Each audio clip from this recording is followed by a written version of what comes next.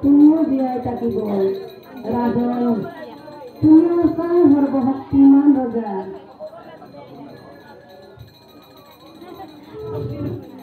তেনে নাৰী হত্যা কৰিলে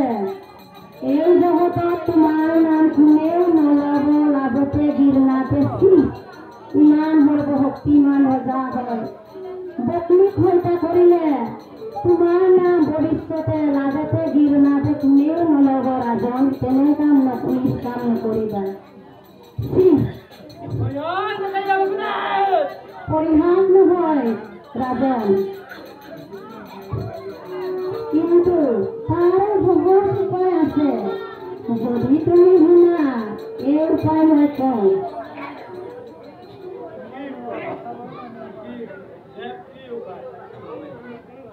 যদি শুনে মই কম উপায় মোৰ কথা শুনিলে দৈৱকীও জীয়াই থাকিব তোমাৰো একো অনিষ্ট নহ'ব তেন্তে মই এটা কথা কওঁ এই আকাশৰ চন্দ্ৰ সূৰ্য বায়ু বৰণ দক্ষ দক্ষ প্ৰকৃতি কপাল সকলোকে মই আঁকি কৰি কৈছো যেতিয়াই ঘৰ দৈৱকীৰ ভাগৱতাৰ অস্ত্ৰ সন্তান ভূমিষ্ঠ হ'ব